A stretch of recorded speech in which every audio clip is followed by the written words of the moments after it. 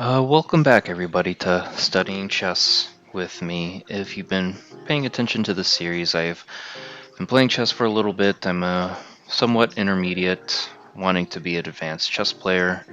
I have a few openings that I normally play, however, in the middle game into the end game, I kind of fall apart.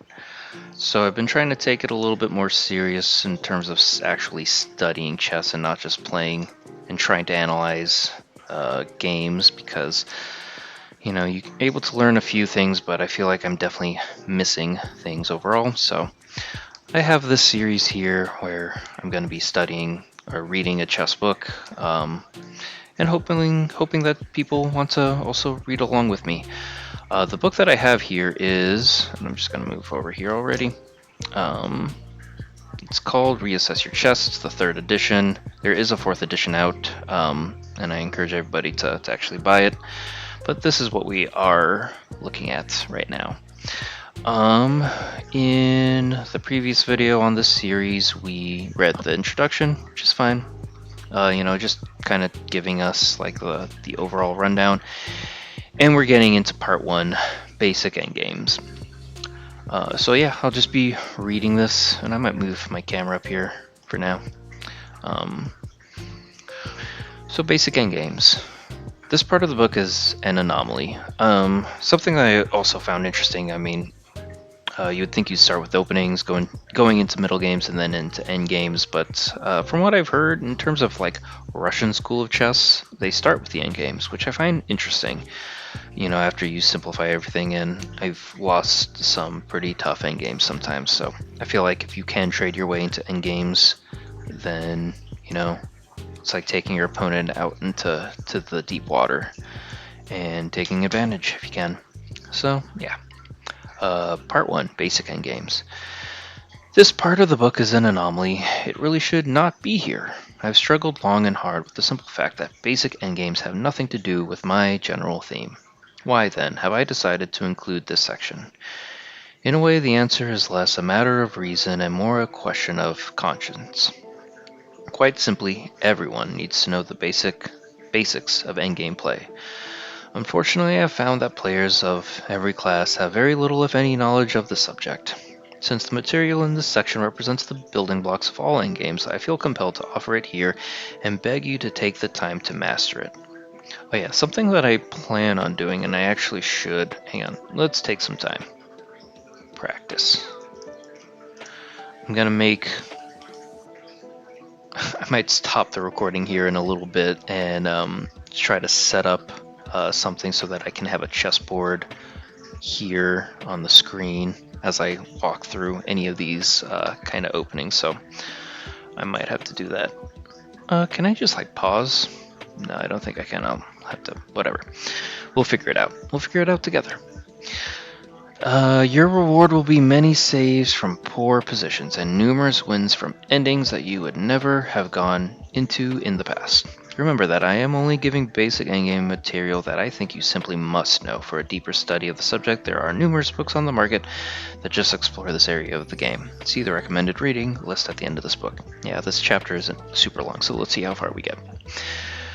I will take it for granted that the student is already familiar with the basic mates, such as king and queen versus king, king and rook versus king, yep, etc. More complex and appropriate endgame considerations will be studied later. See part 13, imbalances in the endgame.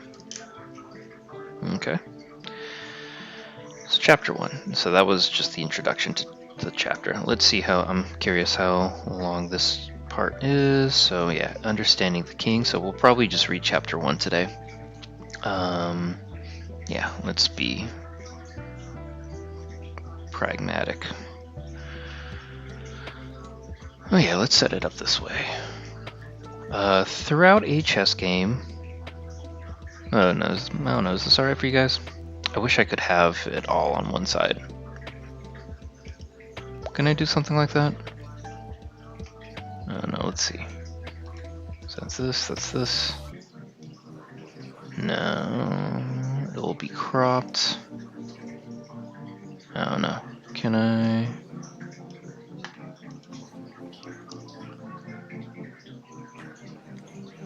will be transformed, not cropped. Screen. I don't know. I should figure this out later. Okay, back to the reading. Throughout a chess game, a player hides his king away on the sidelines where it quivers in a perpetual state of fear. Of course, this is easy to understand. A state of martial law exists on the chessboard, and a wandering king will be quickly executed by a vindictive queen and her cohorts. This matriarchy exists as long as the all-powerful queen roams. Eventually, though, all goes quiet. The warring factions have bludgeoned each other into oblivion, and only the kings and a few faithful pawns are left. A remaining knight, bishop, or rook may also exist, acting as small dogs that bark and snap at the king's heels. When the board is finally cleared of hostile pieces, the kings finally become supreme. Now, safe from attack from the extinct larger pieces, the kings are free to leave their respective bunkers and go for a stroll. At times, what's left of the two male-run armies give up hostilities and make peace. The draw is declared. More often than not, though, the king, so recently freed from the bullying presence of the dominating queen, finds himself lonely. He misses his lady and goes in search of a new one. Thus the queening of a pawn becomes his sole ambition, and he roams the face of the board in an effort to turn his dream into reality. In this chapter, we will strive to understand the basic movements of the king and the relation that the opposing kings have to each other. Yeah, okay, so here we go. Oop, let's move you over. Oop, wrong one. Can I control Z? I can! Hurrah! Okay. The fight between kings to determine which one is stronger, called the opposition. Yeah, so this is something I've seen. Just kind of having them actually face each other. Now let me turn, I think I have music going on. Let's turn it down here a little bit. Both kings would like to advance, but they are placed in a way that prevents their counterpart from doing so.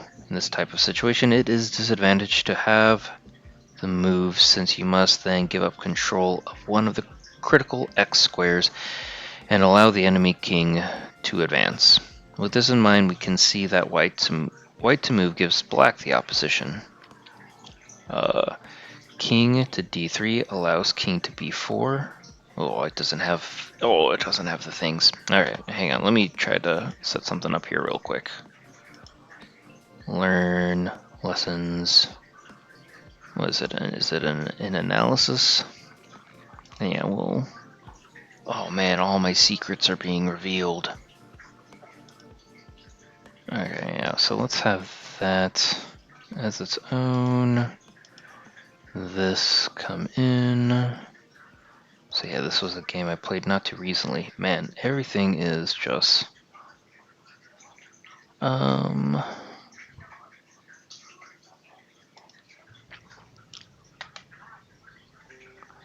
I could have swore I did something. Make move, set up a position.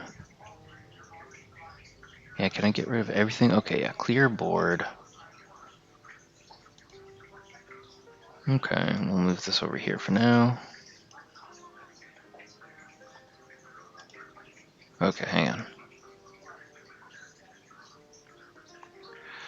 Okay, so... Can I just drop there? Alright, brilliant. Okay. Ooh, that was tough. Well, we did it. Okay, both kings would like to advance, blah blah. We'll try to visualize. So king to d3. King to d3. Wait a minute. Who am I? Oh yeah, king to d3. So here. King to d3 allows king to b4. b4. So that's b4. Well, king b3 allows d4. Okay. Yeah, right. So yeah. So if I remove here, you could move there. How do I go back? Can I not go back? Maybe I just have to move him back. Move him back. And then vice versa. Kind of thing. So yeah. Oh, weird. Weird.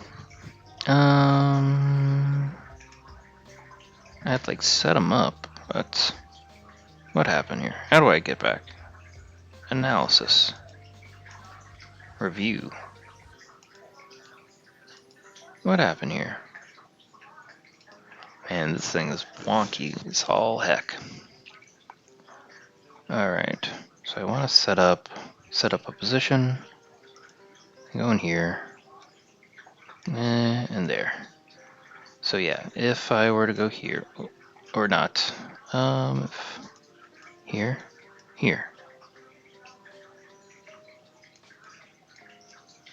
Man, when did it start registering moves? I'm confused. I don't know. Whatever. We can just move pieces around. It's all good. So yeah, opposition. Okay, opposition. In both cases, Black's king is making headway into White's position. If White were to move. And then I think vice versa. Diagram 2 demonstrates this concept only in extended form. That's interesting. So if we were to put it here, 1, 2, 3, 6. This is called the distant opposition. The rule is whoever is to move when there is an odd number of squares between the kings does not have opposition. So if there's an odd number between them, whoever's move it is has the opposition, does not have the opposition. Tell me who, and what is, who has the opposition? Okay, opposition. So if I have the opposition, is that good? Wait, how are you defining opposition here again? Which one is stronger called the opposition?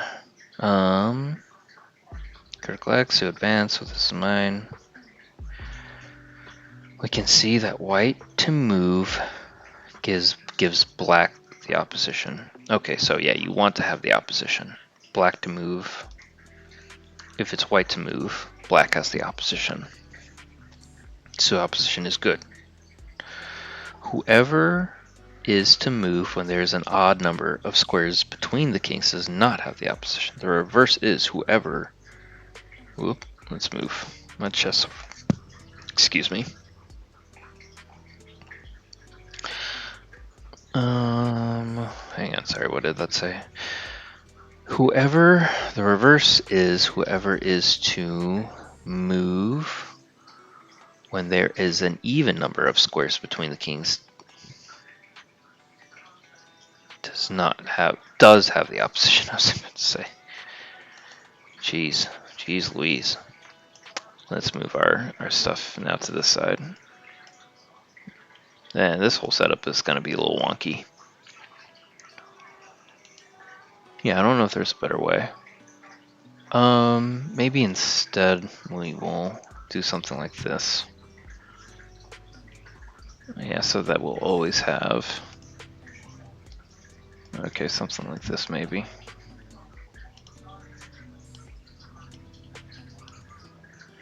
Yeah, does this work? Does this work for everybody?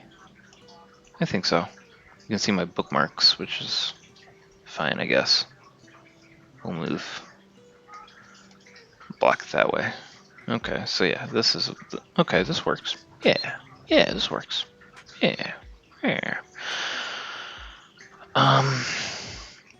These same rules apply in diagonal situations. So, in this situation, we got 1, 2, 3, 4, 5, 6. Great, click in there, boyo. 3, 4, 5, 6. If it is White to move, then who has the opposition in this situation? Oosh. Well, I'm just going to set it up for the sake. If the answer is that White does, since there's an even number of squares between the kings. Between which one? The diagonal one? Is that what you're talking about? Or the one that's in number 4? I wish you would have asked. Or told me.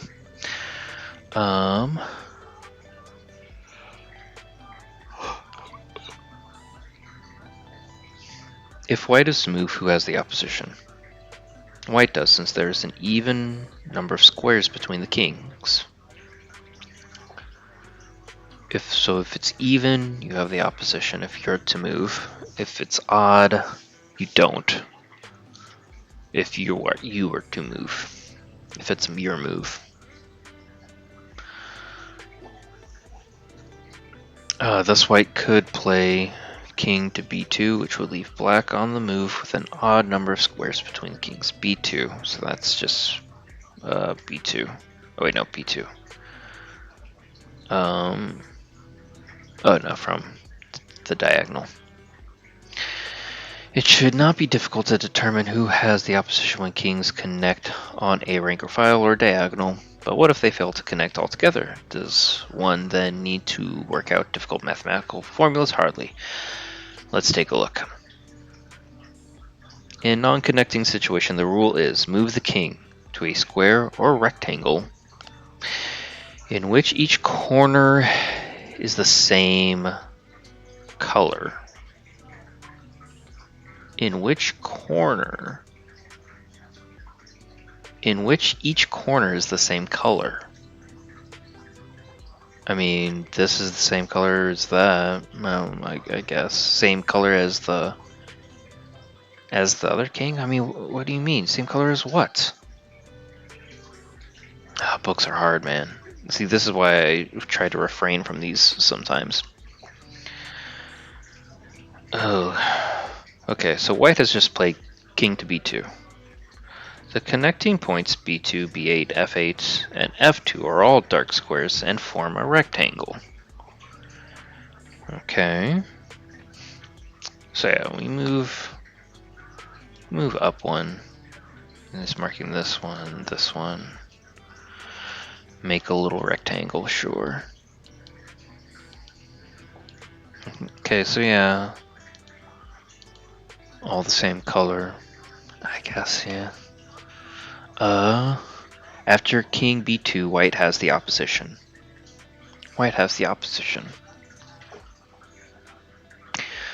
Let's see if I'm telling the truth. King to e8. Hang on, I want to try to visual. King to e8. Oh man. Oh, okay.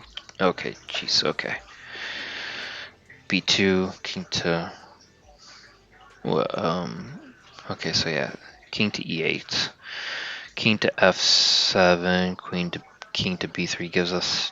Oh yeah, okay, so he's saying if here... Okay, let's go. So he's saying here... It would be 1, 2, 3. 3. If you go here, they're 3. But it's their move. So I don't... Man. Opposition. We'll try to better, take this away. If you have better ways of understanding this, please let me know. King to...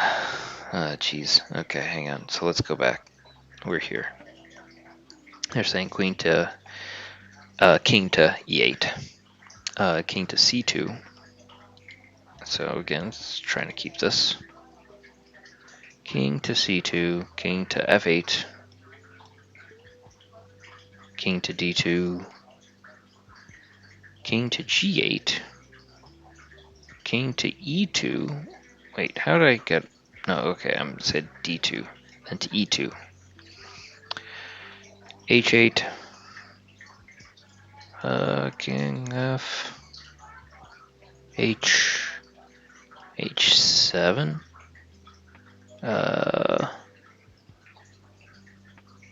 f3. Oh yeah, so yeah, again, just trying to keep. Then h8, f4. Black can no longer avoid a direct connection. Note that, oh man, that's tough. h7, king f5, and then yeah, opposition. Another continuation was king to g7, king to g5. Then you have to go here and then do the opposition dance. Ooh, note that each time someone moves, a new series of connection points are formed. Man, this is super, super tough. Man, that was hard for me. Alright, outflanking. Outflanking is a simple but useful tool to know. With it, a player can make inroads into a position that were not otherwise possible. Admittedly, this often costs the opposition, but it must be remembered that the opposition is only a means to an end, not the end itself. Hang on. Yeah, I'm like, how much longer do I have to suffer through this? We gotta do better understanding opposition. Which one is called the opposition? This is called opposition. Both kings would like to advance, but they are placed in the way that prevents them from doing so. With this in mind, we can see that, again, let's go back to the normal setup. With what we got here, we can see that white to move gives black the opposition. So yeah, if it's me to move, then yeah, then black then comes in. However, if it's the opposite, so if it's black, then it's me. Gives black the opposition, so opposition is good.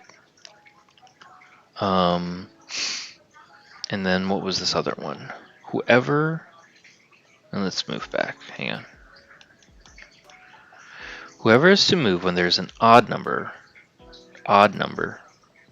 does not have opposition. Does not have opposition. So let's go back to odd numbers. So if I were to move here, I have 1, 2, 3, 4, 5. If it's my turn to move, I do not have opposition. Do not. If it was whoever is to move, when there's an even number, they do have opposition. I do have opposition. If it's this and it's my turn to move, I got 1, 2, 3, 4, 5, 6. I do have opposition. That is a tough technique to get a hold of, but whatevs, man. Alright, where are we? Let's go back. Outflanking. Outflanking is a simple but useful tool to know. With it, a player can make inroads into a position that were not otherwise possible. Admittedly, this often costs the opposition, but it must be remembered that the opposition only a means to an end, not the end itself. Outflanking. A close study of diagram number 6 and its correct handling will teach the student the finer points of opposition and outflanking. White to play has the opposition. We're still talking about number 6, right? So that's this. And you've highlighted these two. Let's see. White to play has the opposition. 1, 2, 3, 4, 5, 6. Yeah, okay. White to play has the opposition. His goal is to reach f8 or g8. f8 or g8 or h8. Yeah. In at most 17 moves. That's a lot of moves. Black will constantly try to stop this. King a2. Brilliant, or a great move. King a2. So it's me. King a2. The only way to take the opposition. The more direct path fails because it allows black to take the opposition. So king to b2, followed by king to b8. King to c3, king to c7, d4, d6. Man, it's so hard to visualize this, to be honest. So going back, if it were b2, b8, and c3, c7, d4. Wait, no, c7. Yeah, c7. It went from Hang on, let's go back. And then I went here, d7. Oh no, b8. I went to b8. Crazy. Then here, c3, then c7, and then d4, d6. Then if I had the but then e4, e6, and white will not get close to his targets. Oopsie. Where'd my king go? Bring it back.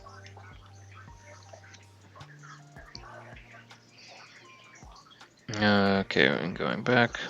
So, king a2, king b8, b8. A fine defensive move. Now, king a3 loses the opposition since black has his choice of 2 squares on the a file and thus can make it either odd or even.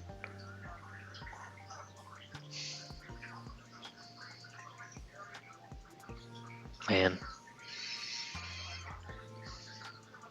King is white will also fail to reach his goals after 2 king to b3, b3, then b7, king to b2, heading over to the target side of the board. King c8 still keeping white's opposition to a minimum. Seemingly more active king c7, king c3 only aids white. King c2 still heading for the king side. Instead, white could try to outflank black, but at the moment this would fail to achieve the set goal. Let's look at an example of outflanking. By putting... Let's move him over. By putting a file between the kings, white prevents black from taking direct opposition while simultaneously making forward progress. This process is called outflanking, so keeping a file in between everybody. This process is called blah blah. After 3 king a3, black can take the opposition with king c7, forming connecting points on c7,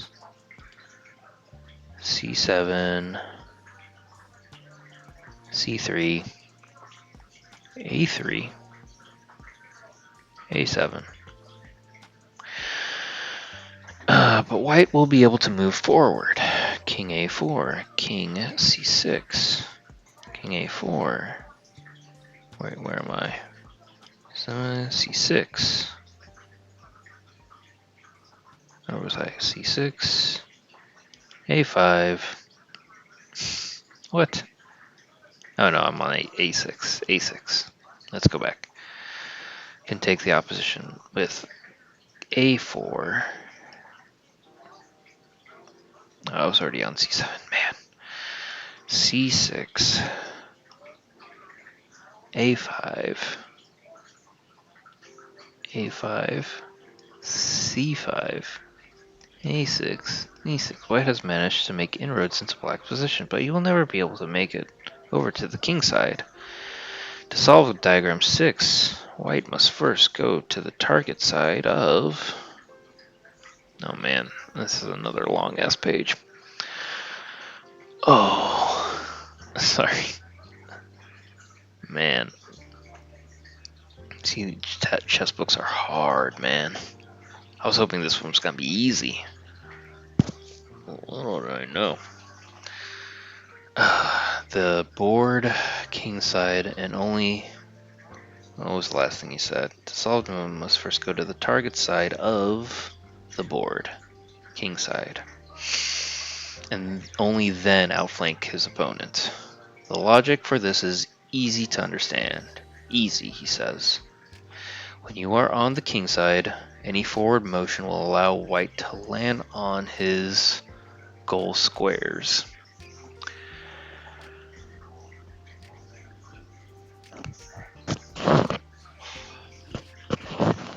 D8 after 3 king to c2, king to d8. Oh no, d8 after king to c2.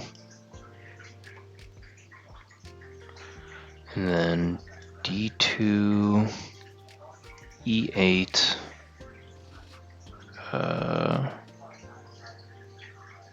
e2, f8, e2, f8, f2, g8, g2.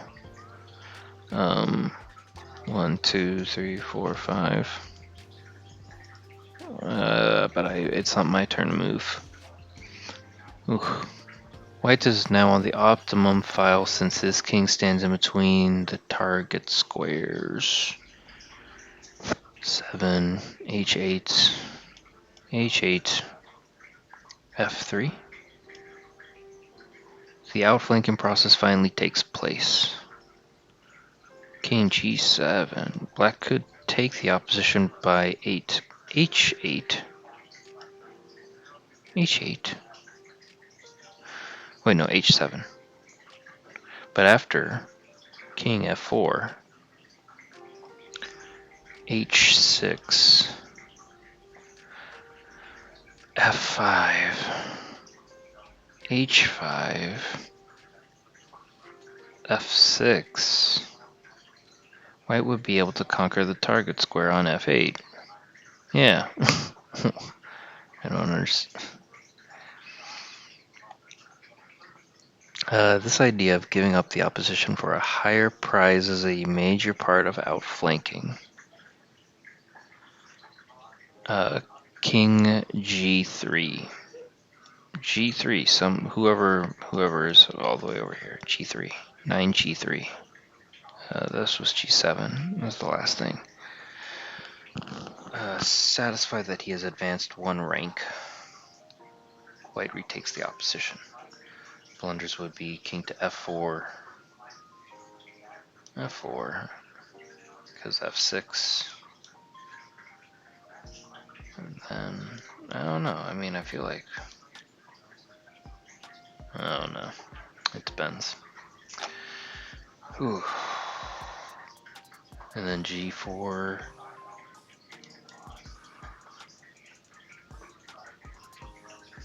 g6, etc.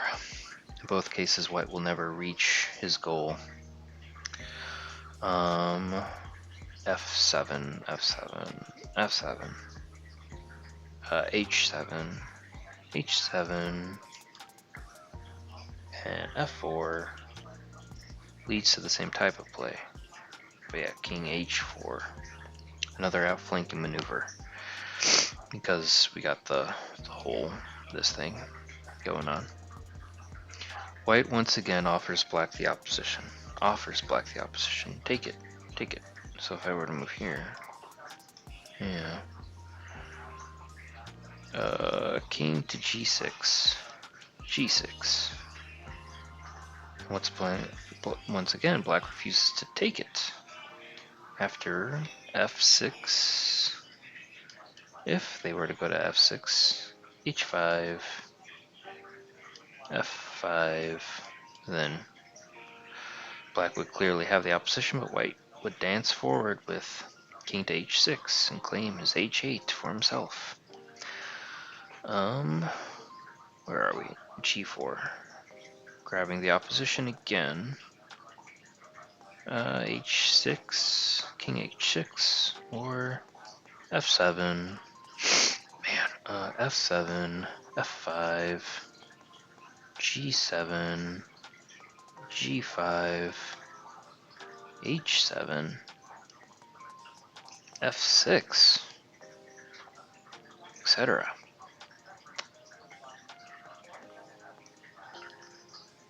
Where were we? h6 and g4.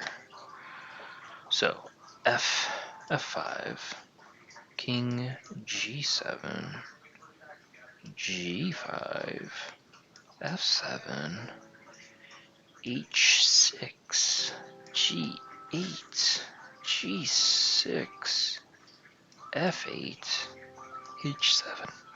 h7, and white cannot be prevented from achieving his goal of h8. Oh, please study the information on the opposition and outflanking carefully. Don't let the scientific names or the strange numbers on the lines in the diagram scare you away from learning something that is both easy to understand and highly useful. I should add that the position in diagram 6 is a fun one to show friends. They will not be able to solve it and will be amazed when you demonstrate how one king can actually be stronger than another just by understanding the basics of opposition and outflanking. Whew. So I think that's gonna be it for today. Thank you for. I'll probably have to reread that chapter or find some other literature to really understand it, because I've seen opposition a little bit, but one, I've never had to use it in a game.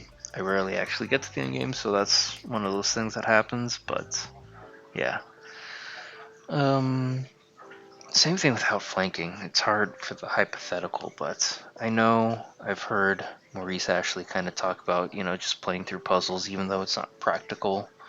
It really helps a deeper kind of understanding of the game. But thank you for watching. I hope you studied along with me or read along. If you are familiar with opposition and outflanking, if you have resources, if you have something to kind of talk to me and help anybody else out, I would really appreciate it. So again, thank you for sticking around, and we'll see you on the next one. Peace.